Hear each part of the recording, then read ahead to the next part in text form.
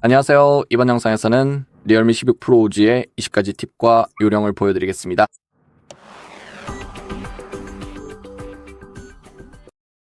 좋아요. 먼저 높은 화면 주사율을 설정하는 것부터 시작해보죠. 설정을 하려면 설정 앱을 열고 아래로 조금 내려서 디스플레이 및 밝기를 찾으세요. 이제 다시 아래로 스크롤해서 화면 주사율을 찾으시면 됩니다. 현재는 자동 선택으로 설정되어 있는데요. 이것은 휴대폰이 높은 주사율과 표준 주사율 사이를 자동으로 전환한다는 뜻입니다. 하지만 항상 높은 주사율을 유지하고 싶다면 여기에서 바로 높음을 선택하기만 하면 됩니다. 그러면 이제 최대 144Hz의 주사율을 사용할 수 있고 가능한 가장 부드러운 애니메이션을 보게 될 겁니다. 영상이 60fps로 고정되어 있어서 영상으로는 차이가 안 보일 수도 있습니다. 하지만 실생활에서 매일 사용하며 화면을 직접 보시면 확실한 차이를 느끼실 수 있을 거예요. 좋아요. 다시 디스플레이 및 밝기로 돌아가 보죠. 여기서 테마도 선택할 수 있거든요. 라이트 모드와 다크 모드가 있습니다. 어떤 모드를 쓸지는 여러분의 선택입니다. 일단 다크 모드가 어떻게 보이는지 보여드릴게요. 또한 다크 모드에서는 배터리 소모가 조금 더 적습니다. 밝은 빛이 나오는 라이트 모드를 사용할 때는 아무래도 배터리 소모가 더 크기 때문이죠. 그래서 배터리를 조금이라도 아끼고 싶다면 다크 모드를 선택하시면 됩니다. 일단 저는 라이트 모드로 계속 진행하겠습니다. 아래쪽에는 밝기 조절 바가 있어서 밝기 수준을 선택할 수 있습니다. 하지만 제가 보여드리고 싶은 건 자동 밝기 기능입니다. 이 기능은 끄는 걸 강력히 추천하는데요. 켜져 있으면 아시다시피 폰이 밝기 수준을 자동으로 조절하거든요. 그런데 그게 가끔은 꽤 짜증날 때가 있습니다. 그래서 저는 항상 이 기능을 꺼두는 편입니다. 그 아래에는 시력 보호 및 취침 모드가 있습니다. 이 모드는 예를 들어 밤늦게 휴대폰을 사용할 때 꽤 유용합니다. 이 기능을 켜면 취침 모드와 AI 시력 보호 기능을 활성화할 수 있습니다. AI로 눈의 피로도를 감지하고 화면 색온도를 조절해서 눈을 보호해주는 기능이죠. 덕분에 눈이 그렇게 많이 피로해지지 않을 겁니다. 그래서 예를 들어 여기에서 바로 활성화의 가치가 있는 거죠. 아래쪽에는 시력 보호와 일반 시력 보호 설정이 있습니다. 여기서 바로 활성화하시면 됩니다. 뒤로 돌아가 보죠. 화면 자동 꺼짐 기능도 있습니다. 기본적으로는 30초로 설정되어 있지만 더 긴 시간으로 선택할 수도 있습니다. 하지만 예를 들어 10분을 선택하면 배터리 소모가 더 커진다는 점에 유의하세요. 그래서 저는 1분으로 설정할 건데요. 1분 동안 활동이 없으면 배터리 절약을 위해 화면이 꺼지게 됩니다. 설정해둘만 하죠. 자, 여기서 홈 화면, 잠금 화면 및 스타일로 들어가 보겠습니다. 여기서는 배경 화면을 조정하고 Always On 디스플레이를 설정할 수 있습니다. 기능을 켜면 화면이 꺼졌을 때 화면에 시간이 표시되는 것을 볼 수 있습니다. 비트모지나 커스텀 패턴을 추가할 수도 있습니다. 디스플레이 설정도 열어볼 수 있고요. 원하신다면 이 기능을 켜시면 됩니다. 여기서 배경 화면을 빠르게 바꿀 수 있습니다. 시스템 배경 화면들이 몇 개 있네요. 더 보기를 누르고 동의 후 계속하면 배경 화면을 다운로드하거나 구매할 수 있는 상점이 화면에 나오게 됩니다. 여기서 원하는 배경 화면을 선택할 수 있습니다. 일부 배경 화면은 무료이지만 또 어떤 것들은 유료거든요. 하지만 일단은 이걸로 선택해 보겠습니다. 그냥 클릭하고 적용을 누르면 됩니다.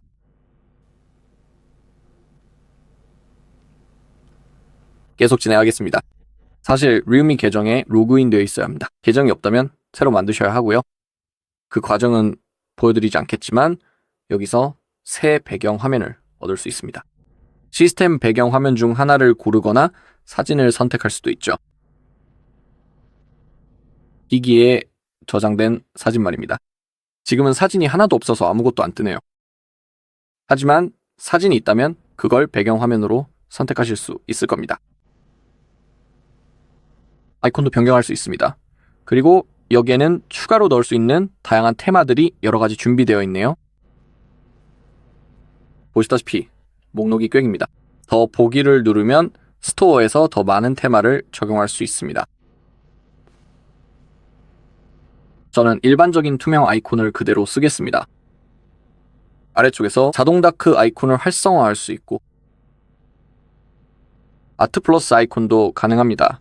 타사 앱에 재디자인된 아이콘을 쓰는 거죠. 여기서 홈 화면 아이콘의 크기도 변경할 수 있습니다. 저는 그냥 바의 중간 정도로 맞출게요. 둥근 모서리 정도를 선택할 수 있습니다. 3가지 단계가 있고요. 앱 이름의 크기도 변경할 수 있습니다. 변경사항을 저장하려면 적용을 누르기만 하면 됩니다. 글꼴도 조정할 수 있습니다. 바로 여기에 목록이 있습니다. 더 보기를 누르면 당연히 더 많은 글꼴을 받을 수 있죠. 목록이 바로 여기에 있습니다. 저는 기본 글꼴을 사용하겠습니다. 그리고 아래에는 글꼴 크기와 굵기를 조정할 수 있는 설정이 있습니다. 좋아요. 더 아래에는 홈 화면 설정이 있습니다. 앱 서랍이 있는 홈 화면을 쓸지 표준형을 쓸지 선택할 수 있죠. 앱 서랍은 이런 식으로 작동하는데요. 이렇게 화면을 쓸어 올리면 기기에 설치된 모든 앱의 목록을 볼 수 있습니다. 표준 모드를 사용하면 이 기능이 없습니다. 모든 아이콘이 홈 화면에 바로 표시되거든요. 또한 여기서 기본 보기를 전체 또는 카테고리로 선택할 수 있는데 이건 앱 서랍에 적용되는 설정입니다. 서랍 레이아웃을 4열 또는 5열로 선택할 수도 있습니다. 표준 모드를 선택하면 트렌드 기능을 켜거나 끌 수만 있습니다. 취향대로 하시면 돼요. 전 서랍 모드를 계속 쓸게요. 레이아웃을 잠글 수도 있는데요. 그러면 화면에서 아이콘을 옮기는 게 불가능해집니다. 가끔은 이게 유용한데 완벽하게 레이아웃을 짜놓고 실수로 클릭해서 바꾸고 싶지 않을 때가 있잖아요. 그럴 때 이 잠금 기능을 쓰면 됩니다. 아이콘 자동 채우기 기능도 있습니다. 전 항상 이걸 켜두는데요. 이 기능 덕분에 앱 하나를 삭제하면 예를 들어 테무를 삭제한다고 해보죠. 보여드릴게요. 다른 앱 중 하나인 스포티파이가 테무 앱이 있던 자리로 옮겨가서 생겨난 빈자리를 자동으로 채워주게 됩니다. 자, 이제 삭제를 해보면 아이콘들이 조금씩 움직여서 빈 공간을 채우는 걸 보실 수 있습니다. 꽤 유용한 기능이고 화면을 정리하는데 도움이 되죠. 자, 홈. 화면의 빈 공간을 길게 누르면은 위젯을 추가할 수 있는데 이것도 참 유용한 기능입니다. 동의 및 계속을 클릭하면 여기에 앱 목록이 전체적으로 나옵니다. 그럼 시계 위젯을 한번 추가해 보겠습니다. 보시는 것처럼 몇 가지 스타일이 있습니다. 각 위젯 아래에는 크기가 표시되어 있죠. 이걸 선택하고 추가를 누르면 보시는 것처럼 홈 화면에 나타납니다. 또한 레이아웃을 4열 또는 5열로 선택할 수 있습니다. 아이콘 이름을 숨길 수도 있어서 화면을 더 깔끔하게 보이게 할 수 있죠. 변경사항을 적용하려면 오른쪽 상단의 적용을 누르세요. 하지만 홈화면 설정에 들어가면 보여드리고 싶은 게 하나 더 있는데 바로 전환 효과입니다. 아래쪽에 모든 전환 효과가 있습니다. 이게 기본 효과고요. 롤 효과도 있고 어떻게 보일지 미리 볼 수 있습니다. 큐브, 플립, 카드, 그리고 틸트 효과도 있죠. 일단 큐브를 선택하고 적용을 누르면 보시는 것처럼 이제 큐브 전환 효과가 적용되었습니다. 자, 이제 화면 잠금을 설정해 보겠습니다.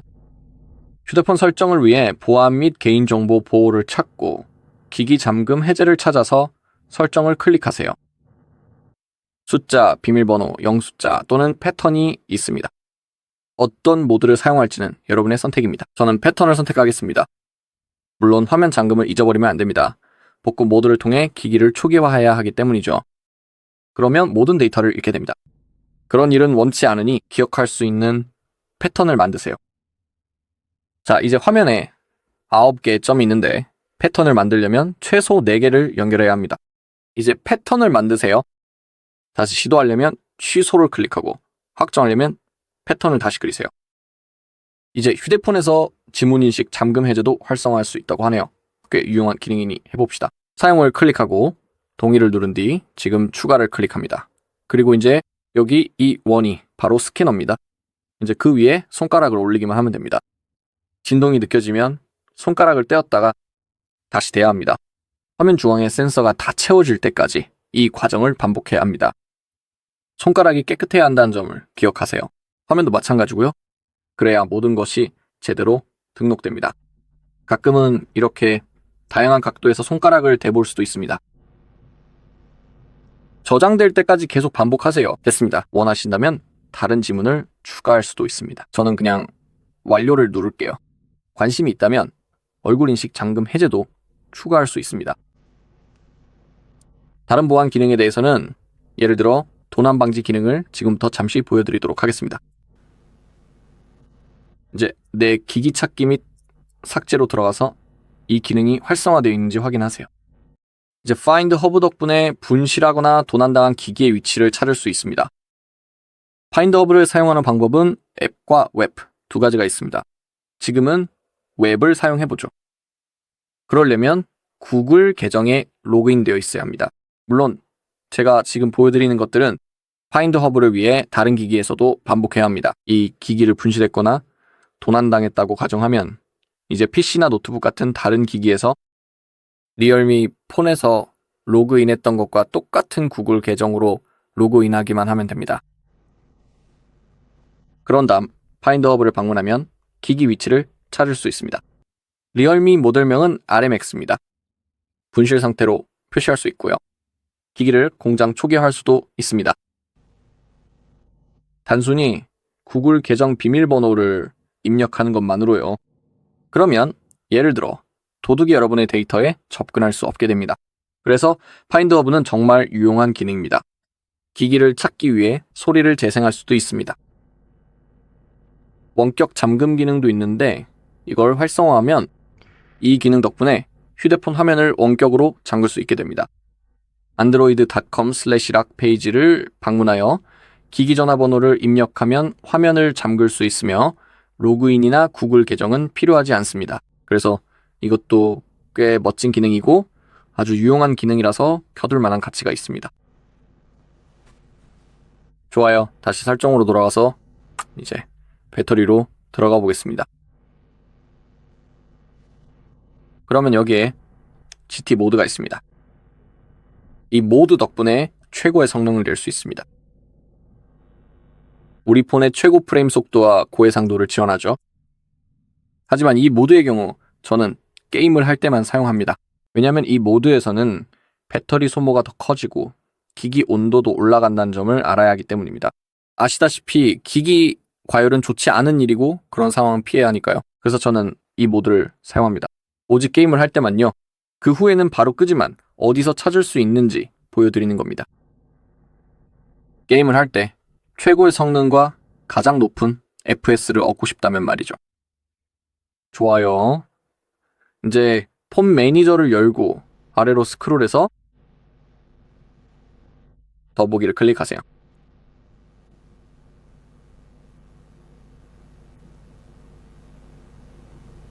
좋아요. 개인정보 보호 아래에 세 가지 멋진 기능이 있습니다. 앱 잠금, 앱 숨기기, 그리고 프라이빗 금고입니다. 추가 보안 기능인 앱 잠금부터 시작해 보겠습니다. 확인을 클릭하고 여기에서 바로 활성화하세요. 하지만 먼저 개인정보 비밀번호를 설정해야 하니 설정을 클릭하세요. 6자리 핀 번호를 입력하거나 다른 비밀번호 유형을 사용할 수 있습니다. 그건 여러분의 선택입니다. 저는 4자리를 선택하겠습니다. 이 영상을 위해 아주 쉬운 비밀번호를 만들어서 사용해 보겠습니다. 이제 다시 입력해서 확인해야 합니다. 복구, 이메일, 연결된 계정 또는 보안 질문을 추가할 수도 있습니다. 설정을 종료하고 이제 앱 잠금을 활성화합니다. 오, 제가 설정했네요. 제 실수입니다. 이걸 꼭 해야 하거든요. 그래서 질문을 추가하겠습니다. 목록에서 질문을 선택하거나 사용자 지정 질문을 추가할 수 있습니다. 그냥 저걸로 하고 지금은 무작위 글자를 몇 개 입력하겠습니다. 좋아요. 이제 활성화되었습니다. 여기에는 잠글 수 있는 앱 목록이 있습니다. 제 인스타그램을 잠그고 싶다고 가정해보죠. 이제 인스타그램을 여는 유일한 방법은 비밀번호를 입력하는 것입니다. 보시다시피 앱이 잠겨 있습니다. 비밀번호를 입력하거나 지문을 사용하는 방법뿐이죠. 그게 인스타그램을 실행하는 유일한 방법입니다. 꽤 유용한 기능이죠. 앱을 숨길 수도 있습니다. 보안 비밀번호를 입력하고 시작하기를 클릭하세요. 두 가지 액세스 방법이 있습니다. 홈 화면 폴더 또는 액세스 코드입니다. 선택은 여러분의 몫입니다. 액세스 코드를 선택하면 설정이 필요합니다. 여기 예시가 있습니다. 액세스 코드는 해시태그로 시작하고 끝나야 하며 그 사이에 한 자리에서 16자리 숫자가 포함되어야 합니다. 그럼 이렇게 입력해 보겠습니다. 짠! 저장하려면 완료를 클릭하세요. 이제 숨기고 싶은 앱을 추가해야 합니다. 자, 이번에는 직접 원하는 앱을 선택해서 추가해 볼게요. 사실 인스타그램으로 다시 해보죠. 완전 숨기기 또는 홈화면 아이콘 숨기기를 클릭하세요. 완전 숨기기를 선택하면 이 앱은 더 이상 홈, 화면, 알림 또는 검색 결과에 나타나지 않습니다. 또한 앱 마켓에서 설치되지 않은 것으로 표시됩니다. 좋아요. 일단 선택하고 완료를 누릅니다. 보시다시피 인스타그램이 바로 여기 있었죠. 사라졌네요. 이제 액세스하려면 숨겨진 폴더에 들어가야 합니다. 코드를 사용해보죠. 키보드를 클릭하고 설정한 코드를 입력하면 여기에 인스타그램이 있습니다.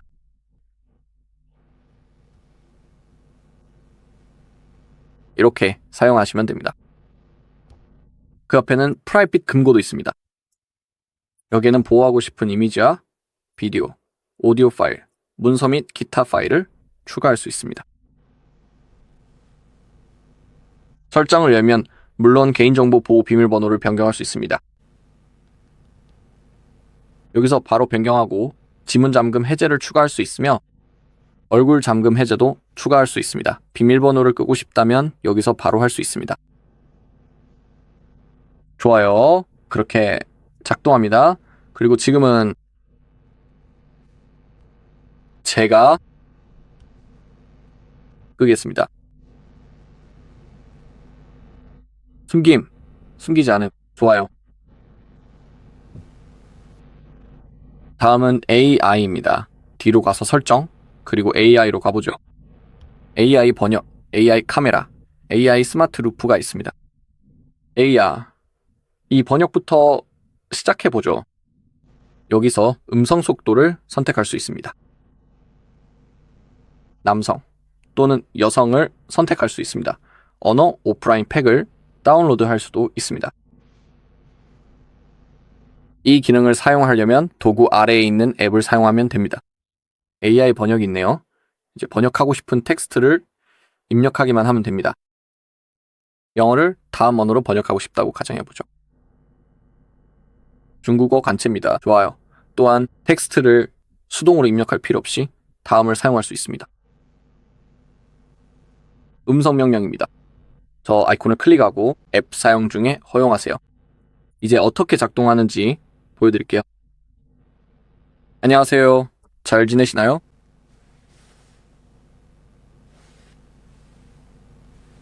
좋아요. 이제 제가 소리를 재생할 수 있습니다. 인공지능을 통해 자동으로 번역되었습니다. 라이브 모드, 문서 모드, 그리고 대화 모드도 있습니다. 대화 모드는 예를 들어 외국에서 누군가와 대화하고 싶을 때 가장 유용합니다. 허용을 클릭하고 이제 언어를 선택하세요. 그러니까 제가 미국에서 왔다고 치고 그렇다면 예를 들어 여행을 간다면 정말로 어디로 갈지 모르겠네요.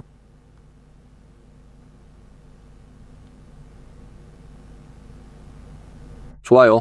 아무거나 하죠. 스페인어, 스페인 됐습니다. 완료를 누르고 이제 탭해서 말하기만 하면 됩니다. 안녕하세요. 잘 지내세요? 가장 가까운 주유소에 어떻게 가는지 아시나요?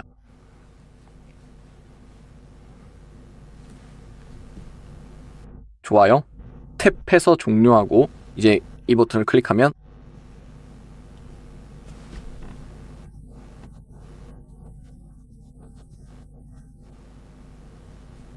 텍스트가 번역되었습니다. 인공지능을 사용해서요. 이게 의사소통에 가장 좋은 기능입니다. 저 아이콘을 누르세요. 여기에는 우리 언어가 있고 여기에는 스페인어가 있습니다. 그래서 무언가를 말하면 바로 여기에 번역됩니다. 거꾸로 되어 있는 거 압니다. 제가 저 스피커를 향해 말하는 방식으로 작동하기 때문이죠. 상대방은 저쪽 스피커를 향해 말하고요. 모든 것이 번역됨으로 가장 쉬운 방법입니다. 가장 쉬운 소통 방식이죠. 상대방이 스페인어로 말하면 영어로 번역될 겁니다. 정말 멋진 소통 방식이고 인공지능 번역은 정말로 대단하고 다양한 기능입니다. 그리고 인공지능 카메라 기능도 있어서 조금 더 자세히 찾아봐야겠네요.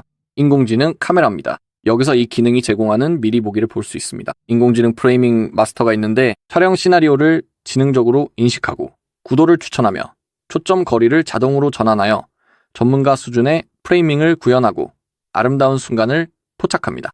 인공지능 풍경 모드도 있는데 풍경에서 안개를 제거하여 전문가 수준의 구도와 보정을 제공합니다. 그리고 인공지능 망원줌은 거리의 한계를 극복하여 이미지의 선명도, 날카로움 및 세부 묘사를 향상시킵니다. 일단 카메라 앱을 실행해 보겠습니다. 그리고 여기 일반 사진 모드에서 이 별 모양 아이콘이 보이죠? 그게 바로 AI입니다. 이게 어떤 기능을 제공하는지 정보가 있어야 하는데 지금은 찾을 수가 없네요. 여기 보시면 AI 스냅 모드가 있어요. 왼쪽으로 넘어가 보면 AI 풍경 모드가 있죠? 여기 정보 버튼인 비전 엔진이 있습니다. AI로 안개와 흐림을 제거하여 자연, 도시, 문화 등 다양한 풍경을 선명하게 촬영할 수 있습니다. 그리고 완벽한 사진 구도 기능도 있죠. AI가 제공하는 전문적인 구도 가이드를 통해 수평, 수직, 원근감 등 다양한 각도에서 사진을 개선해 보세요. 이 모드는 이렇게 사용하시면 됩니다. 직접 한번 사용해 보시길 강력히 추천합니다. 다른 기능들도 더 있을 텐데 지금은 안 보이네요.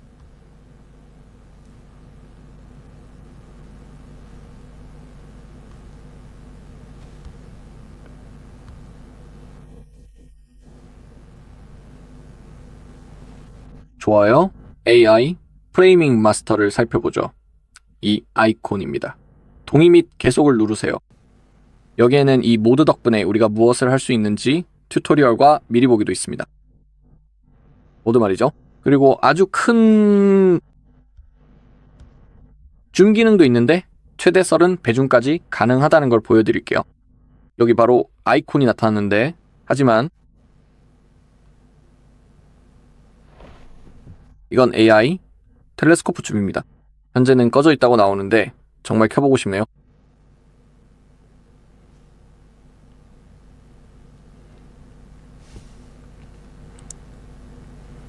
좋아요. 아마 더 멀리 있는 물체에 작동할 것 같으니 일단 넘어가겠지만 직접 해보셔도 좋습니다. 다음은 AI 스마트 루프입니다. 먼저 로딩이 필요하네요. 좋아요. 이걸로 콘텐츠를 공유할 수 있어요. 이미지, 텍스트, 비디오, 파일을 길게 누르면 AI 스마트 루프가 나옵니다. 스크린샷도 공유할 수 있죠. 스크린샷 미리 보기를 길게 누르면 AI 스마트 루프가 뜹니다. 화면 콘텐츠 공유입니다. 화면을 길게 눌러 AI 장면 인식을 띄우고 콘텐츠를 선택한 뒤 다시 길게 누르면 AI 스마트 루프가 실행됩니다. 루프를 돌릴 수도 있어요. 콘텐츠를 선택해 AI 스마트 루프 가장자리로 끌면 루프가 돌아갑니다. 그리고 앱 내 빠른 기능들도 있습니다. 이걸 켜야 합니다. 됐습니다. 앱 관리도 가능합니다. 스마트 루프에 앱을 추가할 수 있죠. 하지만 여기에는 AI 앱들도 있습니다. 제 말은 AI가 스마트 루프에 들어갈 앱을 자동으로 선택해준다는 거죠. 그럼 이제 어떻게 작동하는지 한번 볼까요? 그러니까 아마도 스크린샷으로 한번 해보죠. 빨리 해야 되는데 이런 알고 있었는데 말이죠. 스크린샷을 빨리 찍어보겠습니다. 손가락으로 그걸 잡아야 해요. 이제 가장자리로 가서 루프가 실제로 화면에 나타나게 해야 합니다.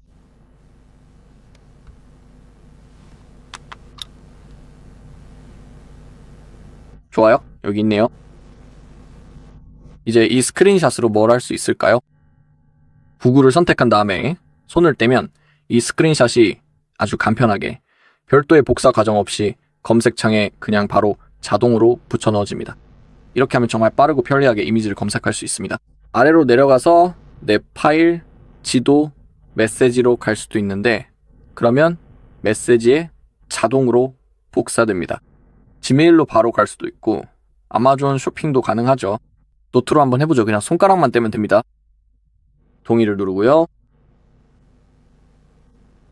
그러면 노트에 빠르게 저장되었습니다. 이 스크린샷이 보시는 것처럼 자동으로 붙여 넣어졌으니 완벽하게 작동하는 거죠. 콘텐츠나 텍스트로도 똑같이 할 수 있습니다. 텍스트가 있는 기사를 한번 찾아보죠. 이걸로 해볼까요?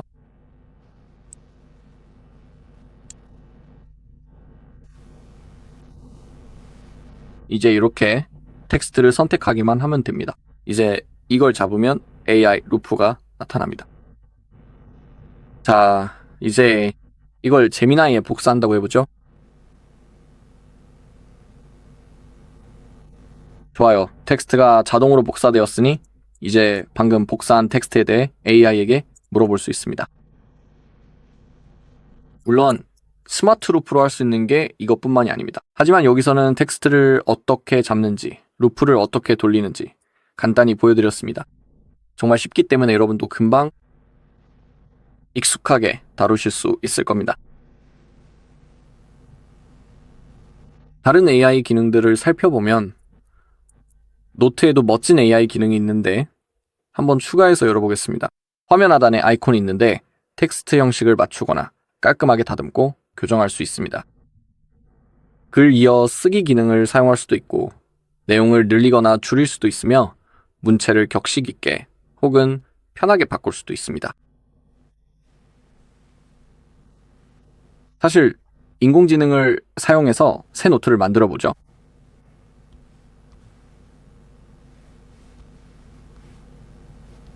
왜 새로 만들 수가 없지? 잠시만요.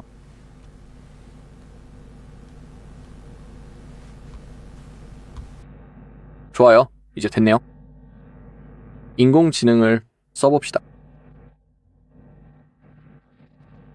그리고 텍스트가 좀 있다면 그걸 활용할 수 있을 텐데요. 인공지능으로 텍스트를 생성해보죠. 제미나이 같은 걸로요.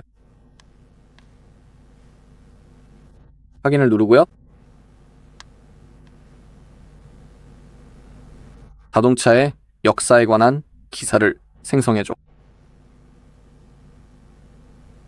자동차의 진화. 자동차의 역사는 다음과 같은 여정입니다. 좋아요. 생성될 때까지 기다려봅시다. 됐네요. 이제 이걸 한번 복사해보고 싶네요. 잠깐만요.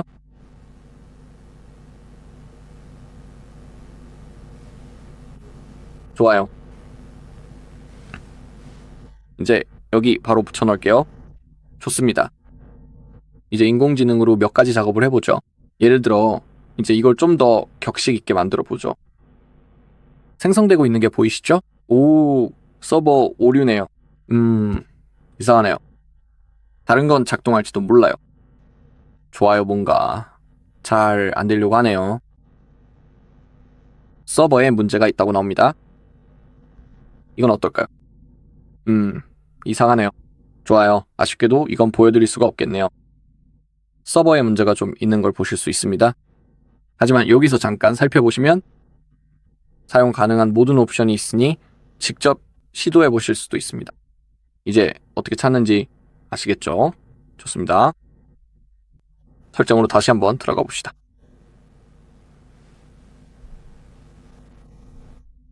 접근성 및 편의성에서 제스처 및 동작으로요. 그리고 흔들어서 실행이라는 멋진 기능이 있습니다. 휴대전화를 빠르게 2번 흔들어 특정 동작을 수행합니다. 홈 화면, 잠금 화면 또는 항상 켜짐 디스플레이에서만 작동합니다. 현재는 설정된 동작이 없습니다. 하지만 제 경우에는 항상 손전등 켜기, 끄기를 선택하는 걸 좋아합니다. 이제 휴대전화 전체를 켜거나 잠금을 해제하지 않고도 손전등을 빠르게 켤 수 있습니다. 이제 흔들기만 하면 카메라, 아니 손전등이 켜집니다. 예를 들어 밖에 비가 올 때 꽤 유용하죠?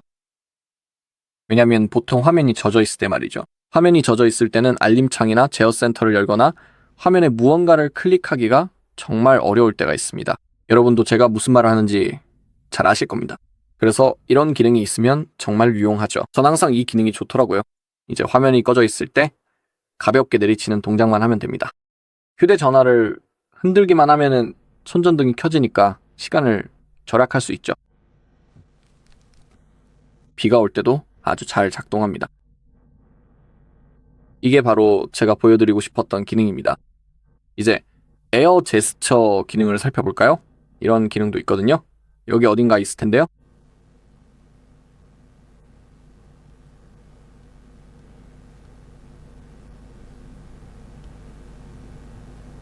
사실 더 빨리 찾는 방법이 있습니다. 에어 제스처 여기 있네요.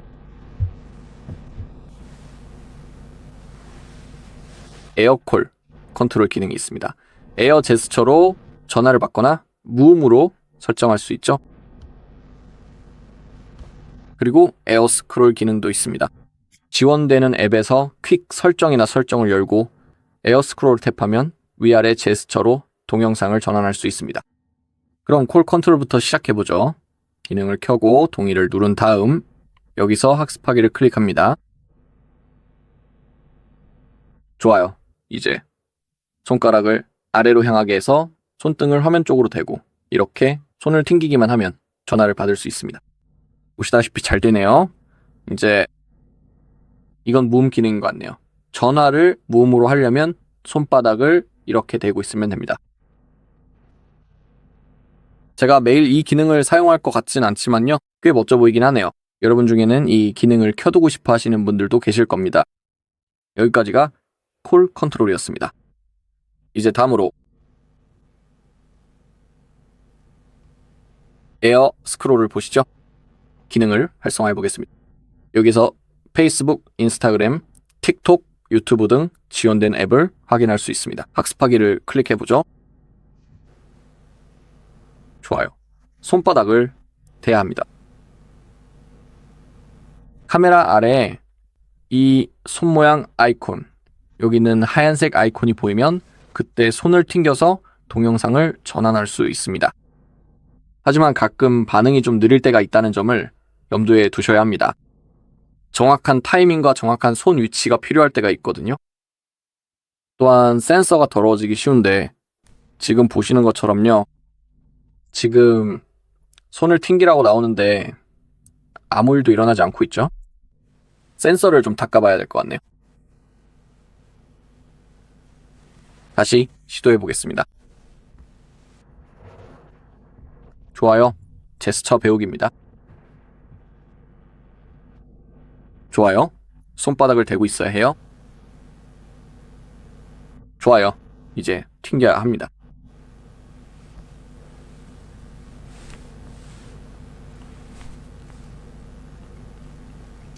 이제 여러분도 보시다시피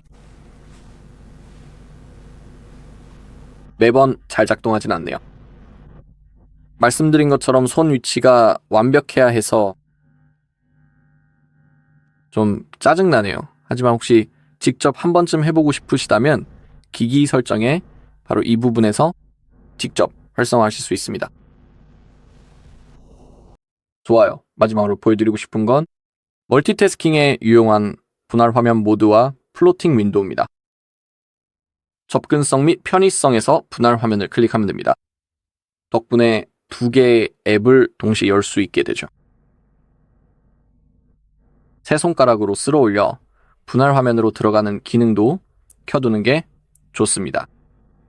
이제 첫 번째 앱으로 예를 들어 계산기를 선택합니다. 이제 세 손가락으로 쓸어 올릴 수 있습니다. 이제 사용하려는 두 번째 앱으로 예를 들어 노트를 선택하세요. 보시는 것처럼 이제 두 개의 앱이 동시에 열려 있습니다. 화면이 정확히 반으로 나뉘었습니다. 위쪽에는 계산기가 있고요. 아래쪽에는 노트를 볼 수 있습니다. 보시다시피 각 앱은 완벽하게 반응합니다. 그래서 빠르게 계산을 하고 바로 노트를 적을 수 있죠. 보시는 것처럼 모든 것이 완벽하게 작동합니다.